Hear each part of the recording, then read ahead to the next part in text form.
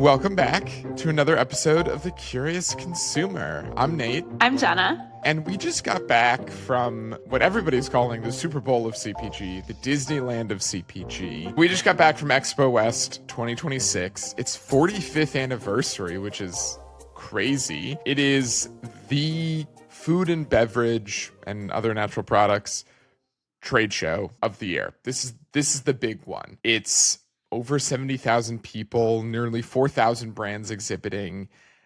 It's kind of crazy. Every year I'm like, this is massive. This is crazy. I don't think we can emphasize the scale enough because I always say this, but like numbers mean nothing. I'm like, oh, 3,000 brands? Well, I don't know what that means. But then you see it and you're like, oh, that's insane. We didn't see everything. There's no way. Nowhere close, actually. Yeah. We did see a lot. And we saw a lot of just continuation of trends that we've been seeing throughout the year leading up to this show. Because at the end of the day, this show is brands that we talk about all year round, that are doing things all year round, that we are covering basically every day. They're showing up in the ways that more or less we expected. We're going to have a video where we explain a little bit more about what Expo West even is and actually speak to exhibitors directly. But just as a quick painting a picture for people who might not necessarily understand this, Expo West, as we said, is this enormous trade show, but who is it? So it's Natural Products Expo is the actual name, at Natural Products Expo West.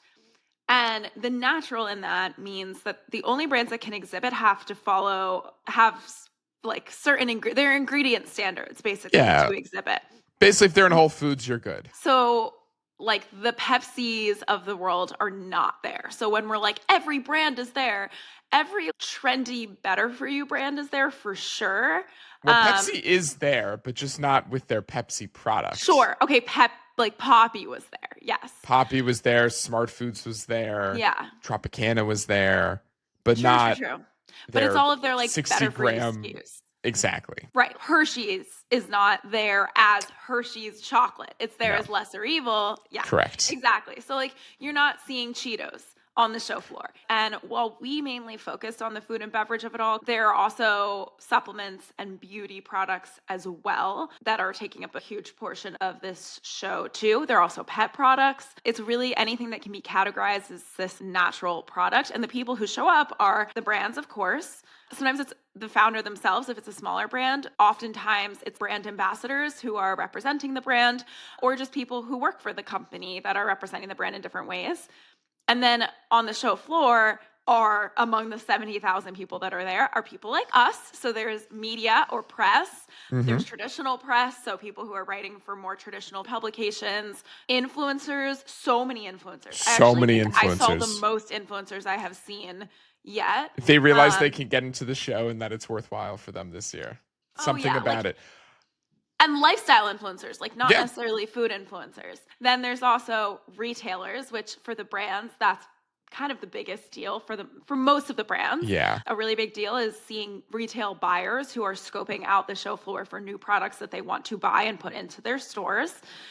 There's investors, there's service providers. So think like agencies that work with these brands in some capacity or trying to find new clients among these brands. Distributors and ingredient suppliers are really big as well. So packaging people, like there's everybody. It's literally like the entire food and beverage and natural product ecosystem from top to bottom. Brands have to pay a lot to exhibit and a lot to show up as a brand, even if they're not exhibiting. Service providers also have to pay a lot to show up. Retail buyers, I think, are free. And distributors, I think, are like negligible. And for the brands that exhibit, they get like, it depends on the size of their booth, but I think they get like up to 7 people from the brand that can come as like part of the package. So a lot of the people there are with a brand for sure. It's the entire ecosystem who goes to this. This is like I said, the event of the year because you're getting everybody in one place, and it's not just the products, but it's also the people. And I made a LinkedIn post about this the other day. Like part of the exciting thing is to see all of these people in one place. And it's lovely. And we saw and heard from a lot of listeners of this podcast and viewers of this podcast as well, which was truly wonderful. It was really cool. Thank you so much if you were one of the honestly many people who Yeah, saw our jackets that said Express Checkout and you were like, I listen to your podcast, so or I read your fun. newsletter or whatever it was. We were pinching ourselves. We're like, no way. There's no way you Freaky. listen to our podcast. So thank you if you came up to us and said that. And thank you for being a listener in the first place. It's so lovely to see everybody come together for sure. And for us, that's a lot of the value. But as I said, like the value for brands is really different. A lot of it comes from wanting to get into retail stores and connecting with these buyers. We also spoke to, and we'll release the interviews that we did. We did a lot of awesome interviews with some really cool brand founders and CEOs. One of the things that even some of the bigger brands said is that they might not be trying to get into more retail doors, but Expo is this fantastic opportunity to just do sampling at mass. So Right. there are 70,000 people who are all foodies, for lack of a better term, in one place. And they not only can sample as in just show them their product, but they also can really show their brand world in a way that they can't on Yeah. shelf. So you're normally just seeing their product on a shelf, not in the context of this whole world that they have built around the brand identity. And booths really immerse you in what they want their brand world to look like, the characters, the colors, like the vibe. So booths, as much as the things that we're all sampling and the people that we're meeting are a huge part of this show, it's almost like an art show in that way. I know that sounds silly, but you are like going from exhibit to exhibit of these booths that are full visual representations of these brands. Yeah. Not all of them. Some of them are just a table and tablecloth, which is great. Depends what you can afford. Yeah. Depends what you can afford. But for a lot of the brands we talked to with very extravagant booths, like Goodles and Poppy Chobani. and Chobani had a crazy booth. For those brands, like it's Chobani's everywhere already. They don't necessarily need to be talking to the target buyer or anything. I think it's beneficial for them to continue to have that FaceTime. But we were talking to them, and one of the things they said was like, we're reintroducing our acquisitions to the world, that we've acquired Daily Harvest, that we acquired La Colombe. Not everybody realizes that.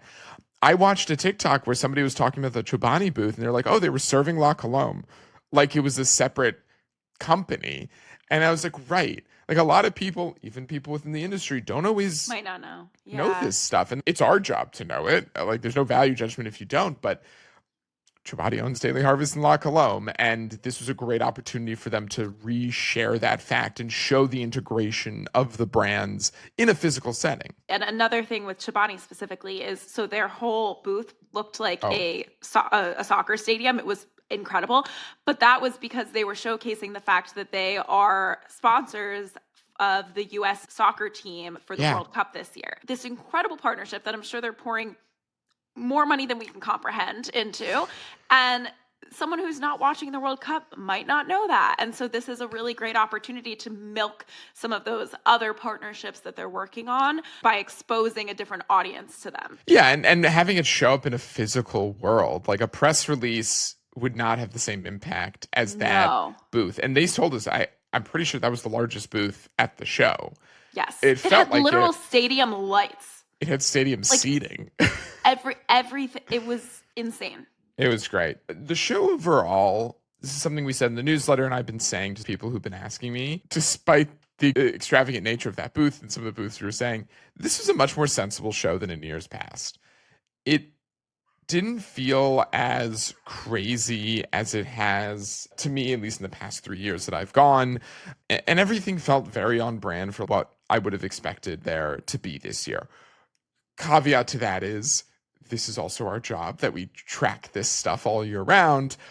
But I feel like in previous years, companies have leaned into much more niche ingredients or much more niche trends that weren't as widely adopted. This year, it felt a lot more sensible, both in terms of who was there, the things that they were exhibiting. We even saw fewer collaborations between brands that I feel like we saw a lot of last year. I think it's a mixture of brands are focused on profitability and sustainable growth. The funding environment has shifted for a lot of brands. It's becoming, the goalpost has shifted for the funders, putting money into the brands. So they're focused on different things now. And there was also a lot of anti-Expo rhetoric online. It was very thoughtful anti-Expo rhetoric. It wasn't like Expo is the worst thing ever, but it was like, hey, like it wasn't right for us. Here's why it wasn't right for us. Here's why it might not be right for you at your current stage. I think Sarah Nguyen put out a really good LinkedIn post sometime in the past year talking about this, and I thought that was a really thoughtful piece that I think a lot of younger founders especially need to hear. Like if you just launched your brand, unless you can swing a free booth, there's probably better ways for you to show up walking, co-exhibiting with somebody else. It's really hard and expensive. Yeah, I mean, for context on that, I think the cheapest booth you can possibly get is $30,000. Is that right? I believe it's like for like a corner booth in one section, it could be like 5K, but that's for like a But that's legitimate just corner. yeah. And for And it's just the not space, it's maybe exactly. 10K for a 10 by 10. But on top of that, it gets to 30K really quickly. You're flying people out. You're flying products out. You're flying product out. You're flying product back out as well. You're building and designing the booth. You're getting merch. You're sending the people. You're having the people having to stay somewhere. You're eating. There's a lot of hidden costs to this. It's not just, oh, it's a 10K booth. Yeah. Yeah, it's a 10K booth plus $20,000 of other expenses that you're not seeing yet. And the expectation for some of these brands that are already fairly ubiquitous in terms of retail distribution is to have a pretty large booth. And we spoke to one founder who chose not to exhibit of a brand that's pretty well distributed. And actually, I can just say it, right? Yeah. Bread. We spoke to YC from Hero Bread. They didn't decide to exhibit. And the reason was because he was like, if we wanted to show up in a way that we felt actually reflected the scale of what we've built, our booth would have been at least $100,000. Yeah. So like we're talking 6 figures plus easily for a lot of these brands. Like it's just not the best financial decision for everyone.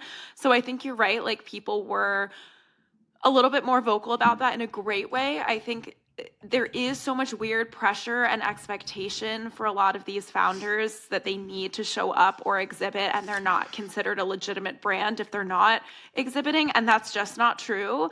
Also, a lot of brands, and we'll talk about this, we're going to put it on Friday, some of our favorite bites and sips from the show. Some of my favorite bites and sips were brands that were not exhibiting, things that people just found me and handed me product. Mm-hmm. So there are ways to be really scrappy. An example I'm thinking of is the founder of Cotto, which is this cottage cheese dip company. She's really early. She just launched a few months ago, I think. She wore a cooler backpack and just handed people samples while she came across them. So there are ways that you can show up without having to actually have a booth, and that's really smart. But back to your point of this felt like a more sensible show, I think it's really interesting because it's very hard for us at this point to parse out whether it actually was more sensible or if we are getting more used to it. Even to your point of being like nothing, like there weren't any crazy flavors or whatever.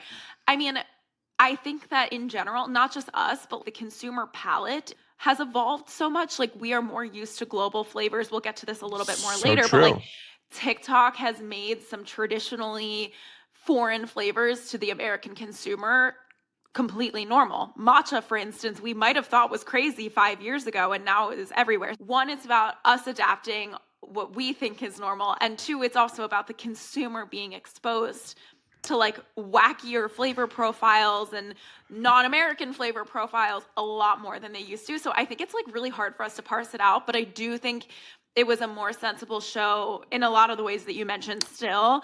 And one of the things we talked about ourselves is it also felt a little bit less in-your-face political. So last year, there was a MAHA, or Make America Healthy Again, RFK's campaign booth, like just a booth, which is really rare for a movement to have a booth. Usually it's brands. So there was a MAHA booth last year. There were a lot of people wearing like MAHA merch, and it felt very divided on the show floor, I would almost say, of you're with this movement or you're not.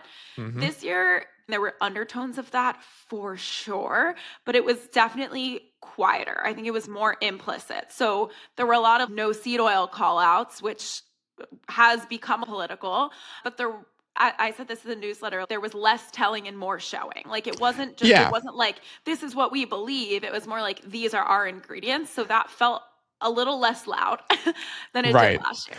I think another side of that, and this is something that I've been talking to founders about this year, is there are a lot of brands and founders who have products and have desires for their products that ultimately do sit in within the Maha movement, but they Right. themselves are not aligning with that movement. Absolutely. And I think this is an effect of that aspect of it, where people are like, I want to remove X or I want to add X, but I don't want to align with this. So they're just going to just do it. And the Hmm. people who maybe they don't personally align with on a political or social level, they'll buy their product, but they're really trying to target the people who want this quote unquote better for you product that happen to align with a political party that they don't align with. I think it's also a Yeah, part of that too, where it's like a cognizant effort to be like, hey, people clearly want this, but we don't need to align ourselves with something that we personally don't vibe absolutely. with. But yeah, plenty of seed oil free stuff, plenty of beef tallow. I will say one of my favorite bites might have been the steak and shake beef tallow fries. You're allowed to like it. I mean, yeah, with that, why don't we just get into Let's some do of the it. themes that we saw, and we can start with what I called this new era of fats. I think we're talking a lot about beef tallow and we're talking a lot about avocado oil without recognizing that every year there's some fat that's like the Something. fat of the moment. I Yeah. remember ghee Ghee. used to Oh be my like so God. big. Coconut oil and MCT oil were so big. All three of those were pretty big in like keto era, I would say, but still trickled a little bit later. And then olive oil was really big last year because Graza, I would say Graza's Sure. rise to success really uplifted the whole olive oil category. And this year, didn't see much olive oil, saw almost no coconut oil. No one's talking about coconut oil. No one's talking about ghee. No one's really talking about butter. It's beef tallow and avocado oil. Yes. So I think it's definitely about the demonization of seed oils. There is no doubt. Like anywhere that it said this product has beef tallow, it also said no seed oils. Like Right. those went hand in hand. But it's interesting because olive oil is also not a seed oil. Coconut oil is also not a seed oil. Butter is not a seed oil. So why these two? I think beef tallow is pretty political and it's hard to separate. A lot of beef tallow like rise to fame came from this storytelling around how McDonald's used to use it and now they don't. And I know the president of this nation talked about that a lot. And that I really think is how beef tallow became this hero fat. I Yeah, don't know. probably some beef lobby thing as well. I think a key thing for all of these oils, especially to your point that like olive oil is not a seed oil, like where's the olive oil? Why are we seeing more avocado oil? I'm sure there's some supply chain thing that maybe we're not seeing, but I think it's a perceived health benefit is really what it is at the end of the day. It leans into marketing and like maybe it tastes a little bit better, maybe it doesn't. But I think it's a perceived health benefit of having no seed oils or having avocado oil. It's all about the marketing and the perceived benefit.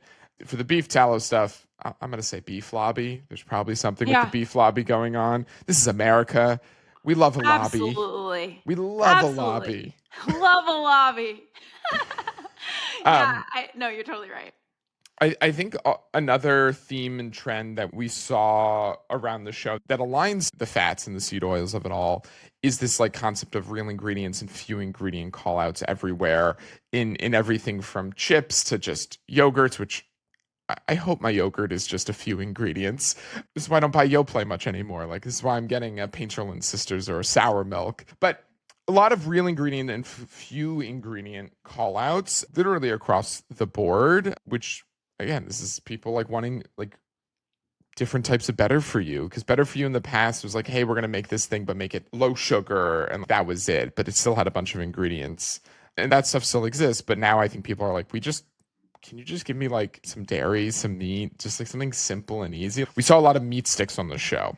This is new Primal's rotisserie chicken flavored meat stick, which I was very excited to get and to try. But I think a reason we're seeing so many meat sticks at the show, and I'll link a reel that I saw that this woman found like over 100 different meat sticks at the show, is because of, yes, it's processed. Obviously, it's a meat jerky stick, but it's simple.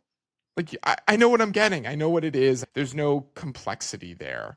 And I think, and a few of the other trends that we're going to talk about, the undertone of those trends is still Yeah. this like few ingredient or quote unquote real ingredients overall theme. I mean, there's a lot there of just the recent rhetoric around, I think chemphobia has a big place in this, of people being concerned with seeing certain ingredients on their ingredient label, but also so fair to want to only have a few ingredients Yeah. and get closer to the source of whatever it is that you're eating.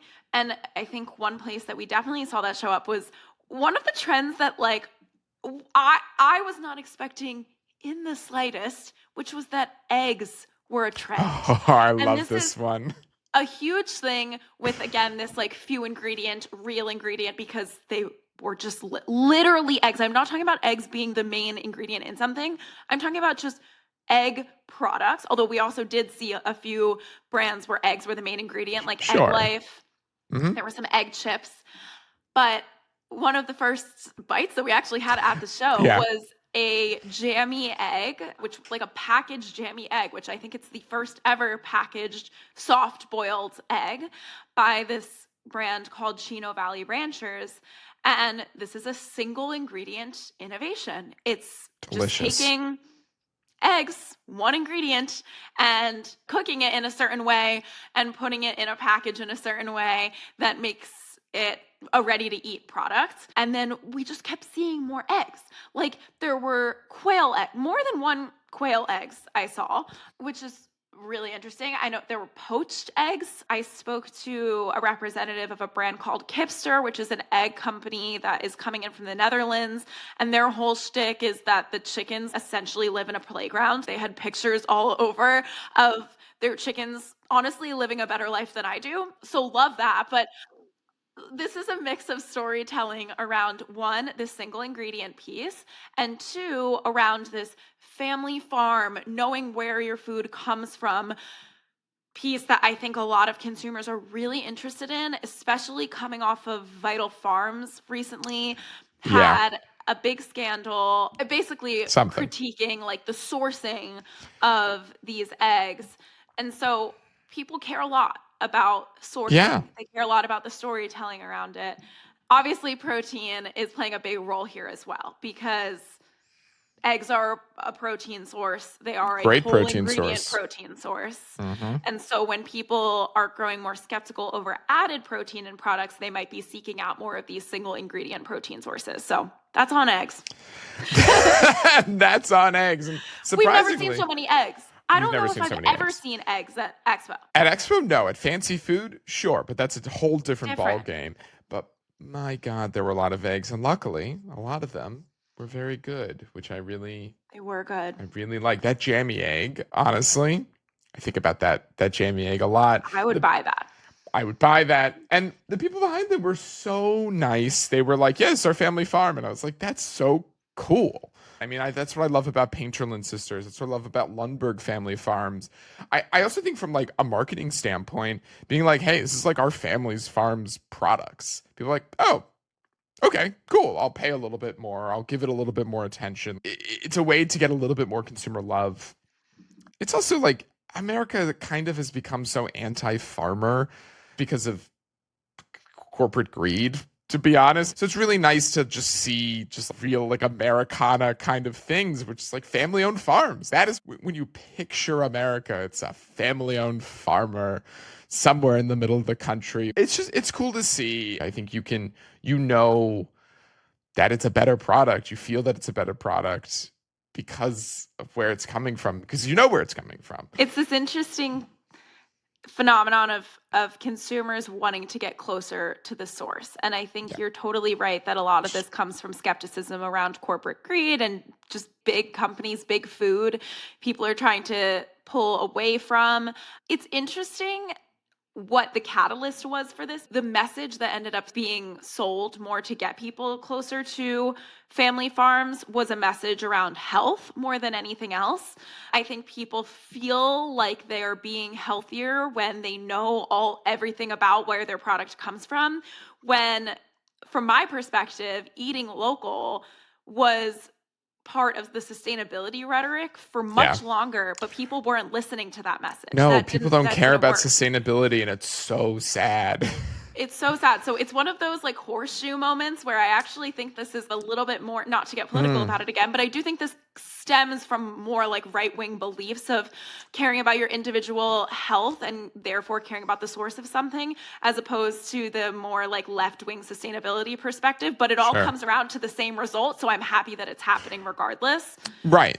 But it's Yeah, one of those very interesting political phenomenons. no, and I think a lot of the trends that we're seeing, like obviously they roll up to real ingredients, few ingredients, like that kind of thing. Like that is might be the overarching trend in general that we're seeing. Yeah. But the other side is like, okay, what can it do for me?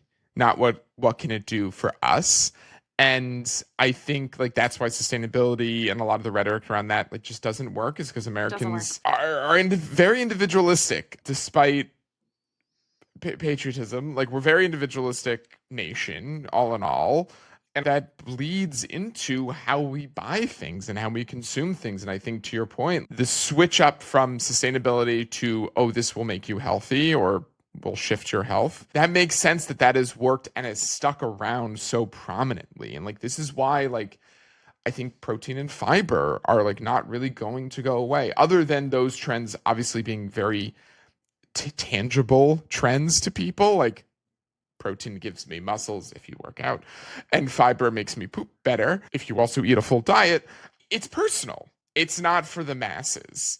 And I think that's why we're seeing some of these trends also just last a little bit longer, is because the positioning has been about you, not us. Exactly. But again, if it leads to the same outcome, Sure. it is what it is. It's the ultimate example of, I always think about, I was a marketing minor, and I always course think you about, were. I was told that the best way to think about a marketing campaign is WIIFM, what's in it for me? Or Yeah. sales, same thing with sales. Basically, you need to communicate what's in it for the person who's listening or reading or consuming whatever it is that you're advertising. This is the way that it's working, exactly, is that people need to understand how it works for them. And I'm just happy that it landed here, even if it's a little bit circuitous. Hopefully it'll still be net good. I think it will. And I think a lot of the people who are producing these products come from wanting net good. They want to change the food system. It isn't about them, but from a consumer lens, it needs to be a little bit about them. But yeah, let's get into the fiber and protein of it all, because we knew that was going to be a theme of the show. That was no Obvious. question. Oh my God. Question. We have been talking about fiber maxing and protein maxing for the last year. So no doubt there were going to be a lot of protein and fiber products. The nuance or like more interesting piece that we saw here, because we could just say protein and fiber and leave it there, but that's not all that interesting, is that actually I think this is also to your point of this being a more sensible show. Yeah. Last year felt like protein maxing. It was like 45 grams of protein in this sauce or whatever. This year was much more toned down. So instead of protein and fiber maxing, it was more just like protein and fiber are a dietary staple. We all know this, but we're going to call it out. So products last year, it felt like you could only call out that you were a protein product if you had 30 plus grams.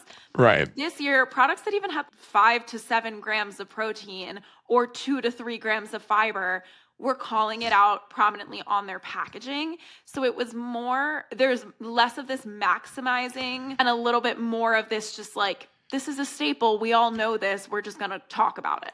Right. It didn't feel like them just like slapping a label being like, oh, we have protein because it's the trend. It's like, we also have protein and fiber as a base of this product, and it can be included into your regular diet, which I thought was like, again, I think it aligns with the sensibility nature of it. It didn't feel like people were fully jumping in on a trend just to jump in on a trend for it to go away next year. We added adaptogens, we added mushrooms.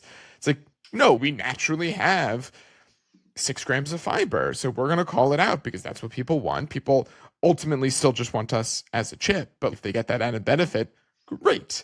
It is just showing how much of a mainstream thing the protein and fiber game is.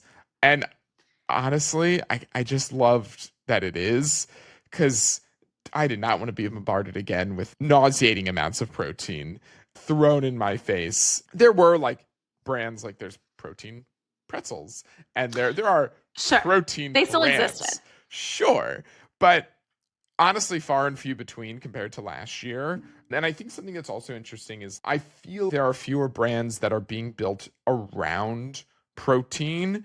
There's not 1,000 protein pastry companies coming out now, but brands are either launching their own protein SKUs or maybe adding a little bit of protein to a product they already have. So they're not, it doesn't feel like it's going crazy with it. I think it is something that we're seeing that there aren't, outside of the ice creams, there aren't too many brands building a protein product company. They're rather adding it to their lineup of products. So many SKUs that were like our normal product plus a little bit of this and not Right. a lot of this, not like totally reformulating, just like a little bit. I think the trend that was maybe more appealing or brands advertising a little bit more was when they had protein and fiber. That and is really important because that is something that's a little bit harder to achieve. And I think last year was more like all in on protein and the fiber thing was like an afterthought or was a totally different product. But this year, brands that had both were advertising both, even if they were both present in more modest amounts. If anything, actually, consumers are associating those like really high number protein, like 30-gram plus proteins with more processed foods. So they're not looking for those as much as they were last year. But just to call out some brands, because there were some brands that launched SKUs that highlight protein or fiber. One of the more interesting ones to me was Hippies, the chickpea Puff brand has been around for a long time. They've been doing really well. They launched protein versions of tortilla chips and their puffs. Very good. And they were really good. Really good. 7 grams of protein per serving in their tortilla chips. And that was just like a fun one to see because chickpeas naturally have protein. So again, it's like one of those things that makes sense to call out. But they did launch like a protein specific SKU. They also called it the fiber. I know Sweet Lawrence, which is a gluten-free. They started as a cookie dough brand, but now they have a bunch of ready-to-bake products. They launched some that are specifically higher in protein, so ready-to-bake scones and oat bars that are higher in protein. That's It, which is a fruit bar, naturally has fiber, but they launched ones with even more fiber in there. Hell yeah. So those are some examples of brands that we saw that launched like protein or fiber focused SKUs. There were still brands that like a lot of their shtick was protein, as you mentioned, but definitely fewer than we saw last year. Yeah, and even if their shtick is protein, they're not necessarily marketed as this only lives in a gym. It feels a little bit more everyday. Everyday culture, like drum roll snacks. Like that doesn't feel like a fitness product necessarily. Totally. Flings, which is a high protein toaster strudel Pop-Tart situation. I think there's a lot of examples of ones that they are high protein, but their branding and their marketing just feels just still mass market enough that if you happen to want a low sugar, high protein, sweet donut, it's not a bad option. Another trend that just like more category specific, protein ice creams everywhere. That is by far the biggest category in protein right now, and a brand that couldn't exhibit at Expo West because it has ingredients that are not allowed at Expo West is David Protein. And David Protein still found a way to sneak themselves into Expo West and be part of the high protein ice cream conversation by having these huge trucks. We'll put a picture in that advertised that they are coming out with a new David ice cream, which also the most disturbing image of a very jacked cow I've ever seen. I hate that marketing, but we were all talking about it. Everybody was talking about it. So and I am so excited. I feel like now that David has come out with a protein ice cream, like I feel like we've reached this like this kind of saturating point that now we can try them all. Yeah. Oh yeah. And if you wanted to try them all, you would. There were a lot they to were try all there at the show. So Natty is one that we love. Smear Case is a cottage cheese based protein ice cream. Frozen One is a protein ice cream that's relatively new and really delicious, actually. Their apple cinnamon one was great. Oh, Rivo. So good. Rivo was one we tried at Fancy Fair. That. And now it was at Expo. I think they've launched in Sprouts. That one was really good. Very like dairy heavy, which I really love. They had a honey cinnamon, I think. Yeah. Indulge, which is like yes. apostrophe Ndulge. used to be a company called Keto Pint, and now they have, I think Keto Pint still exists, but now they Yes. also have this Parent line company of, situation. now they also have this line of essentially Klondike bars, like they're like ice cream bars with fun chocolate coatings. That was one of my favorite bites at the show, and those are also high protein. Hmm. Really, like the name says, indulgent protein ice cream. So protein Yeah. ice cream, of all the protein trends, was probably the biggest and had the most innovation and most representation, even for Correct. brands that weren't physically present and found their way in. So look out for, we'll be talking about David Protein ice cream, I'm sure, very soon, because they knew they're advertising it to 70,000 people. So They they knew everybody was going must to be talk coming about out with it. it soon. Those Yeah. cheeky bastards. It was sassy. It felt very sassy. I don't want to. I keep thinking about the cow. I hate the picture of the cow. They made a cow really jacked. Like, They made a it's real so, cow really jacked. yes, that's what they did. That's on bioengineering. No, that's on AI, but it's a really disturbing image. You'll see. It's there. Yeah, moving away from protein and Oh. fiber. Sorry. Actually, this is still a fiber. This is still a fiber story to a point. Ooh. But dates. Dates. Dates were like eggs. Eggs I really wasn't expecting. Dates I was expecting, but not as much of a presence as they had. Dates are having a big moment. And I know that love dates it. being used to sweeten products has become increasingly popular over the past few years. What was really interesting is we saw 4 different brands come out with candy date products. Last year, actually, we had already seen True Dates. True Dates is a Danish brand that was brought to the US last year. They basically put like a candy coated sugar. It's like a flavored sugar coating Yeah. on a date. And they have all these fun flavors. They have sour flavors. They have sweet flavors. They kicked that off last year. And then this year, there were 3 more brands that came in with pretty similar products. Smooth Sweets, we've spoken about before. They're a little bit different because they're a hard candy coating on a date, but still like sour flavors like watermelon and peach. And then there was a brand called Daddle, Daddl, which same flavors as True Dates, pretty much sour apple, sour cola, sweet peach. Like we're seeing a lot of themes here.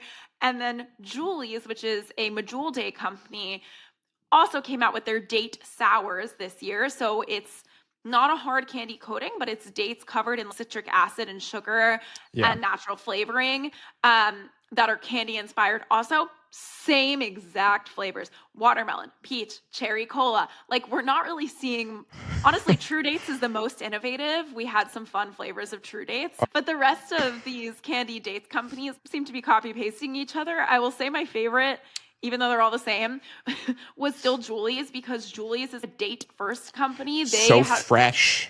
They it tasted so fresh. Dates. I think to the flavor standardization, those are also just standard like sour gummy candy flavors. Like those are going to be the ones that show up. It is interesting that they all chose exactly the same ones, but luckily they're all very tasty. And I want to add a note that like we've seen a lot of chocolate covered and chocolate filled and nut butter filled dates as well. That is very much everywhere, but that's been a thing. There's an ungodly amount of those, and they're pretty much all very good, which is very fun. There's Gatto, there's French Squirrel, there's Real Z. There's a ton. But this is specifically like sweet, fruity, candy leaning stuff. Like gummy candy leaning. Yeah. Like gummy candy leaning. And they're all so much fun, and I love it so much. True Dates, I will say, wild selection of flavors, and they all taste exactly like they say they do, but the natural version of it, which is like so impressive too. They have a caramel popcorn one, they have a peanut butter one, pistachio. There's a pineapple one. I think there was a banana one that was like wild. Yes. There's so many flavors for them. It's wild. They're so innovative. Yeah, they're really fun. I think there are a few reasons. Again, dates have just become more popular, largely because they're like for blood sugar management. A lot of people talk about how they're a sweet product a sweet fruit, natural It could be sweetener a product too. that doesn't spike your blood sugar. So Yeah. that used to just be a concern for people who are diabetic. Now, a lot of just average people who are looking out for their health care a lot about blood sugar management. So that's a piece of it. But the other thing, and going off of what you mentioned, of this wasn't just chocolate, this was specifically candy, leads into our next trend, which was that sour is having a big moment right now. So a lot of these date products were also sour date products. Julie's is literally called Date Sours. Mm-hmm. And sour is in. Sour Sour's is having a so in. moment. Yeah. It's like the new spicy. Spicy had its moment. Maybe we'll see a hot ones, but like a sour ones or something. Where you just pucker up for the 30-minute interview with that lovely bald man. But yes, sour's really in. Even protein bars. Built has a whole sour line, which is very good.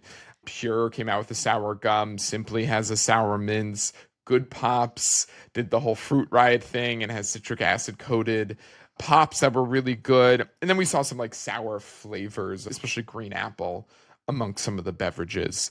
But I think one of the things we called it was the Fruit Riot effect. Fruit Riot has been an unbelievable brand, undeniable success. It's so simple, it's so easy, it's a fun way to get like a fruity flavor, but also add a little bit of something to it. It's delicious, and people really love it. I mean, it's been now now they're a little bit better, but it was sold out in stores for a long time. They partnered with Olipop. I think some brands were seeing that and was like, oh, I guess people really like sour. We found some stats about sour just being mentioned more on menus. It's up 15% in the last 2 years. Mentions on social media and trends on social media around sour are up as well. Jenna, you can talk about one of your favorite new candy brands that was not at the show, but I think is very representative of what's happening here in the sour world. So I mentioned this in a previous weekly pickups edition, but Final Boss Sour is like the Fruit Riot of shelf stable candy, which it's fruit. It's not, I mean, it is candy, but it's dried fruit with a sour candy coating. So with sugar and citric acid as a coating. But Final Boss Sour, and I think is like a really good representation of this trend, even though, again, they were not at the show, but because their actual branding it's gaming themed and it's very gamified. But that I think is a representation of just the role that sour plays in the way that spicy used to play this role of like, it's a gamified flavor because there's a challenge around it. It gets uncomfortable at a point. Even Final Boss Sour, which I love, I had one too many and I was like actually in pain, but it's fun. You're like, when can I get to that? And that gamified flavor, one, lends itself really well to social for challenges, and two, is fun. People are looking for ways that they can challenge their taste buds when they feel like they've tried everything. They're like, what's left? Yeah. And the sour trend plays that role right now. Yeah. And sour is like, I think there's a few other things. Sour is a little bit more accessible than spicy. I think spicy has this lingering aspect to it. People are a little bit more scared of it, but people associate sour with sweet. I think the other side of it is nostalgia. Sour feels very 90s and early 2000s. Warheads, Altoid sour, and those are back in retro sours. And even just like this overarching better for you sweet, like fruity candy boom, most of those products are sour candies. Yep. They're not just like fruity sweet, they're sour. Like Rotten, I think their best SKU is their sour. There's a whole brand called Better Sour. Behave, they have most of their SKUs are sour. I think it's a nostalgia thing. I think it's stemming from this like better for you candy space just starting to work a little bit more. I think it's pretty accessible. I think it also probably like people are like sour's kind of sweet. You know, it's sweet fruit. Fruit's kind of healthy. Maybe this is a healthier version for me than like something else. I don't know. It's coated in sugar, so maybe not. But it's also fun and bright, and like when the world isn't fun and bright, maybe your candy can be. True. Yeah. So that's I'm a poet. the sour. Totally. That's the sour trend. And that's just one of a few different flavor trends that we saw. I think we should probably get into that.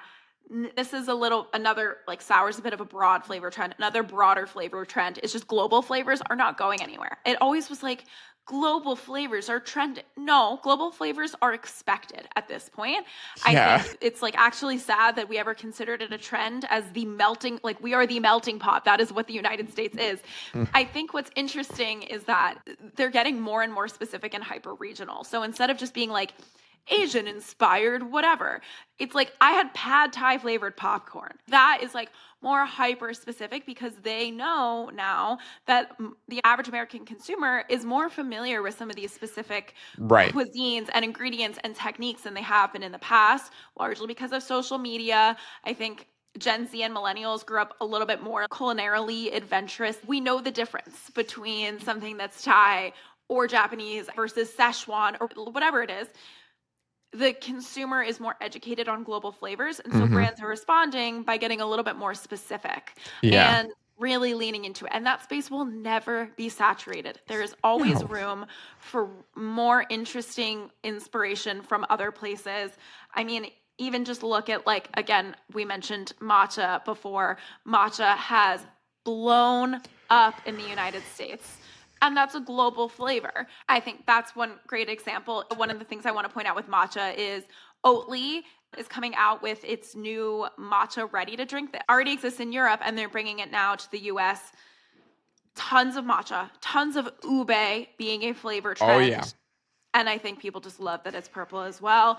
Other fun, like, I guess global and global adjacent flavor that we saw Yeah. a lot of, churro, either churro or, and the reason I say global adjacent is because a lot of it just presented as cinnamon. There were so many churro or cinnamon flavored Yeah. everything. Unbound snacks, mamam, I think that's how you say it, mamame, which is tempeh chips. Delicious. One of my favorite products I've tried came out with a churro flavored Oatly. Again, Oatly is just on top of trend. I have been obsessed with Oatly, but like Oatly is on top of trends in a way that I have not seen any other brand be. And I think that's partly because they are based in Europe and just can see the world from a different lens that we can. But they have a new barista blend. So barista blend is their like normal oat milk, but it froths really, really well. They have two new barista blends in two flavors that we saw are trending. One churro barista blend and one popcorn flavored barista blend.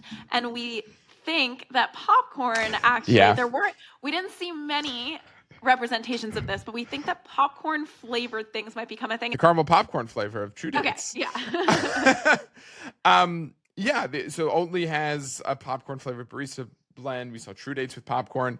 We do think that there's going to be much more popcorn flavored things in the future. I think both caramel popcorn and butter popcorn.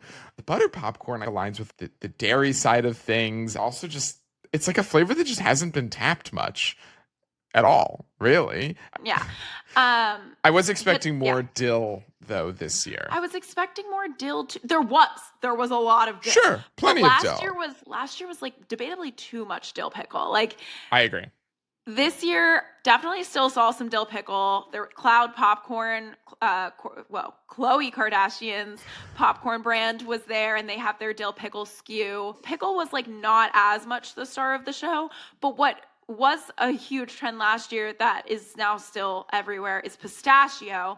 Pistachio flavored things, we think, still due to the Dubai chocolate trend that now, I don't even know, that might have started like 2 years ago at this point. I think it was because I remember last Expo, I was like, it's already too late.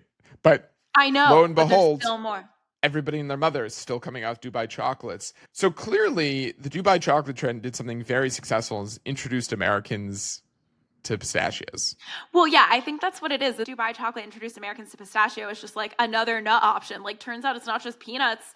You can also have or peanut butter flavored things. You can also have pistachio flavored things. So we did see a lot more innovation still around pistachio. Yeah. I think brands were labeling it less as Dubai chocolate and more as just pistachio, or pistachio cream is something that a lot of brands were saying. I know I'm thinking of Rip Van, which is a Stroop waffle company, actually did a whole brand refresh, came out with a ton of new SKUs, including, it looks like a Kinder Bueno, like these like wafer cookies that are filled with a cream. Nate's pulling them out if you were looking visually.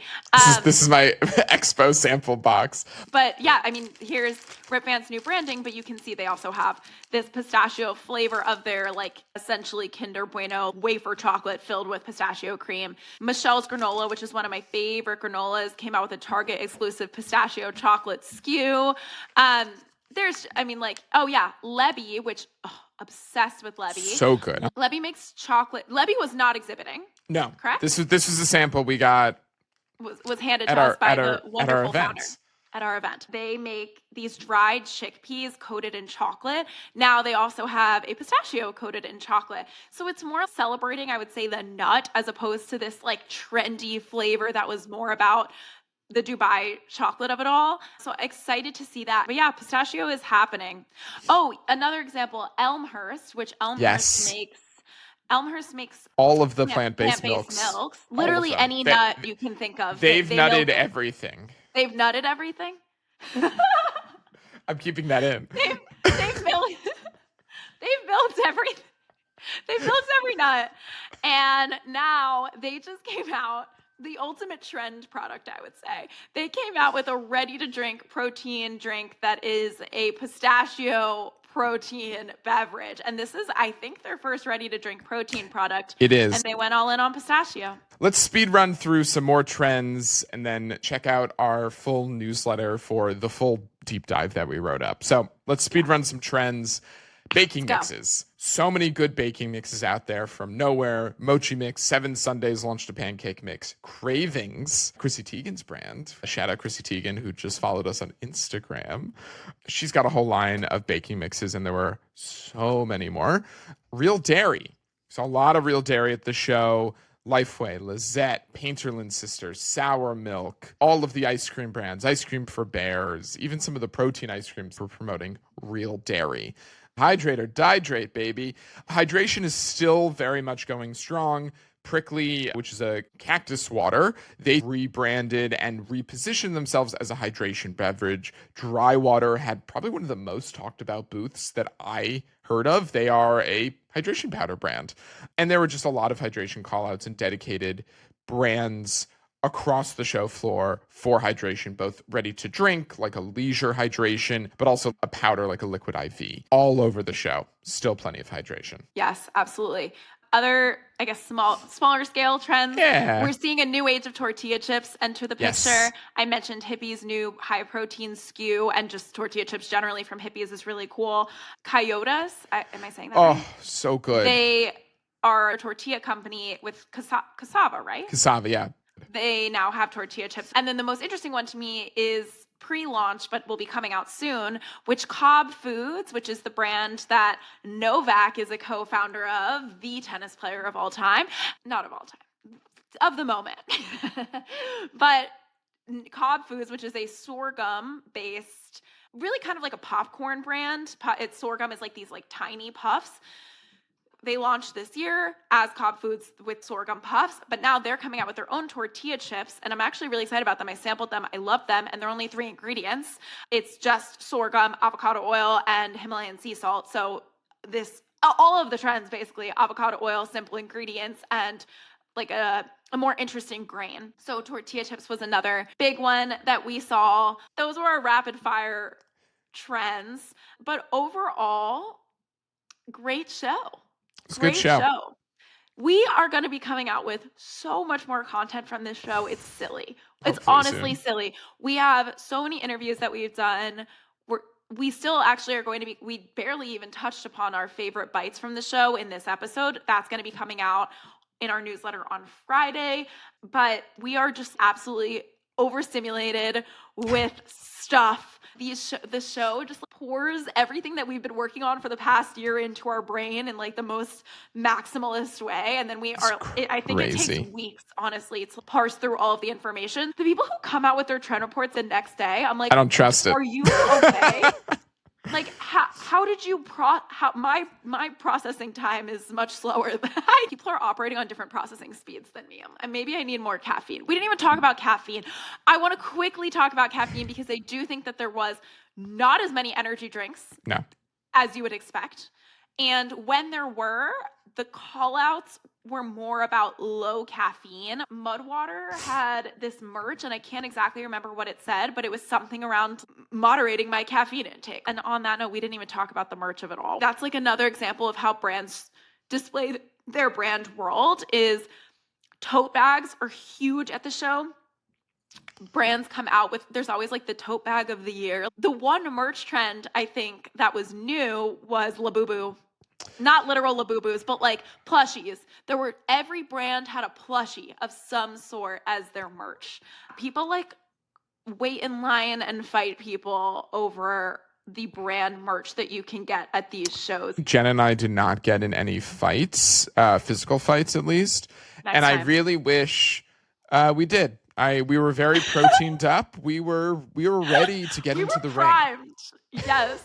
We were so primed and ready. Oh. It's truly a like carnival. It is a spectacle to say the very least. And that's why my brain isn't going to work for 5 to 8 business days.